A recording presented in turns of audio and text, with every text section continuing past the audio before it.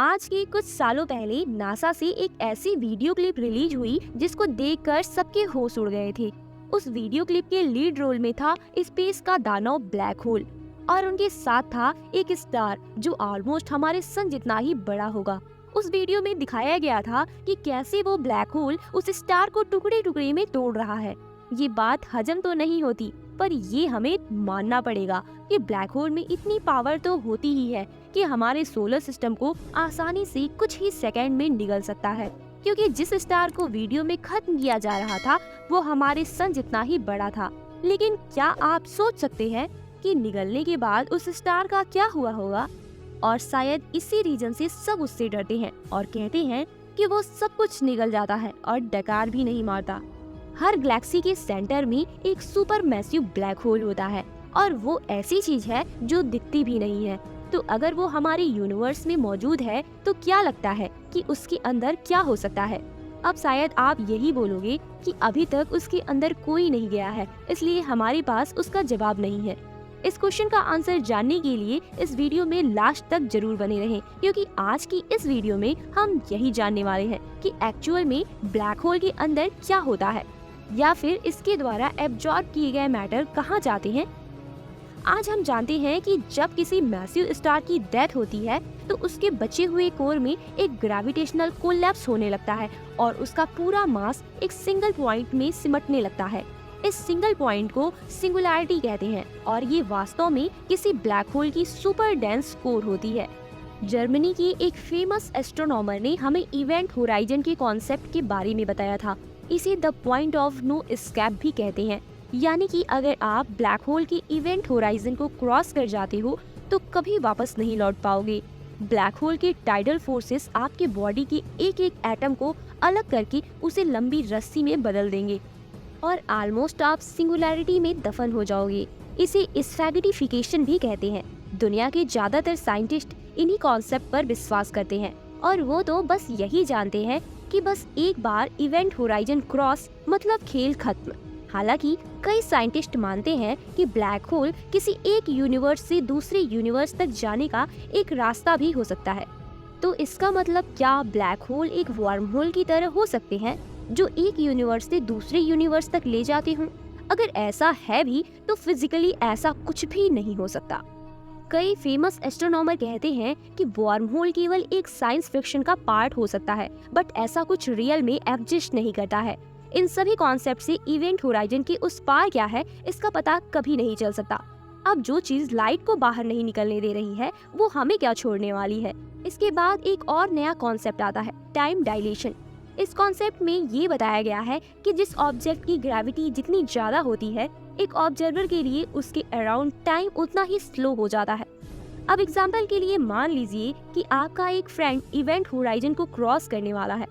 अब उस black hole को ऑब्जर्व करते टाइम आपको दिखेगा कि वो धीरे धीरे ब्लैक होल की तरफ आगे बढ़ रहा है और एक टाइम बाद वो इवेंट होराइजन में एंटर करेगा और बहुत ही स्लोली वो आपकी नजरों से ओझल हो जाएगा।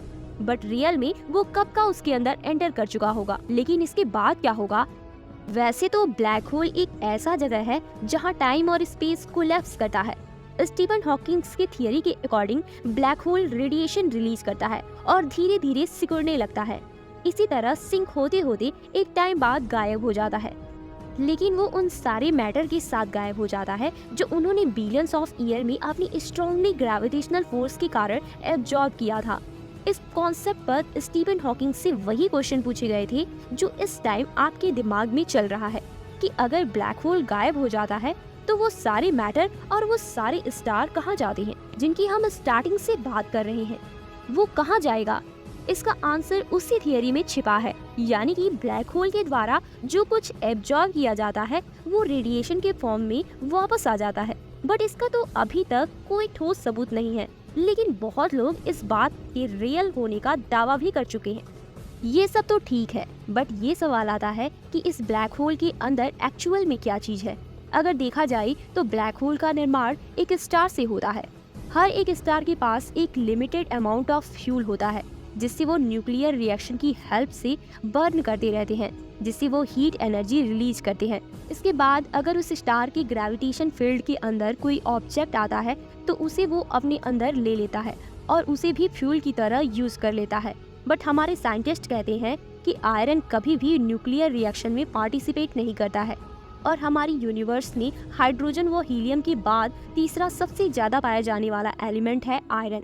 इसीलिए जब स्टार अपने हाइड्रोजन व हीलियम को बर्न करते रहते हैं तब आयरन उस स्टार के सेंटर में इकट्ठा होता रहता है। जैसे जैसे स्टार अपने आसपास के मौजूद ऑब्जेक्ट को निगलता जाता है वैसे वैसे उस सेंटर में आयरन की मात्रा बढ़ती जाती है। अब कॉमन सी बात है कि जब आयरन बढ़ेगा तब मास भी बढ़ेगा और जब मास बढ़ेगा तब उस स्टार की ग्रेविटी भी बढ़ेगी। जब किसी स्टार का फ्यूल खत्म हो जाता है तब वो शाइन करना बंद कर देता है और तब तक उसकी ग्रेविटी इतनी ज्यादा बढ़ जाती है कि वो अपने आप में ही कोलैप्स हो जाता है और उस स्टार का सारा मास एक पॉइंट में सिमट जाता है जिसे एक सिंगुलैरिटी कहते हैं। अब भले ही मास सिंगुलैरिटी पर पहुंच गया हो बट मास और ग्रेविटी से अपने आसपास के ऑब्जेक्ट यहाँ तक कि लाइट को भी अपने में निगल जाता है। अब ये तो हो गया थ्योरेटिकल एक्सप्लेनेशन। अब इसके बाद भी कोई पूछेगा कि ब्लैक होल के अंदर क्या है तो ये वैसा ही सवाल है कि इंसान की डेथ के बाद क्या होता है। अब इस सच्चाई को जानने के लिए हमें वापस जिंदा होना पड़ेगा। ठीक उसी तरह ब्लैक होल के अंदर जाकर हमें वापस आना पड़ेगा।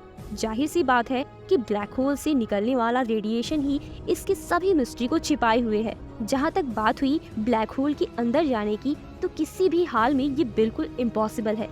इसके लिए हमें बहुत ज्यादा डेवलप होना पड़ेगा जिससे हम ब्लैक होल तक कोई स्पेसक्राफ्ट भेज सके। ब्लैक होल जब तक मूवीज और बुक से निकलकर स्पेसशिप के सामने नहीं आ जाता तब तक उनके बारे में सिर्फ सवाल ही किए जा सकते हैं और उनके जवाब में मिलेगी तो बस इमेजिनेशन। तो आज के लिए सिर्फ इतना ही। अगर आपको ये वीडियो अच्छा लगा हो तो वीडियो को लाइक और चैनल को सब्सक्राइब करना बिल्कुल मत भूलिएगा।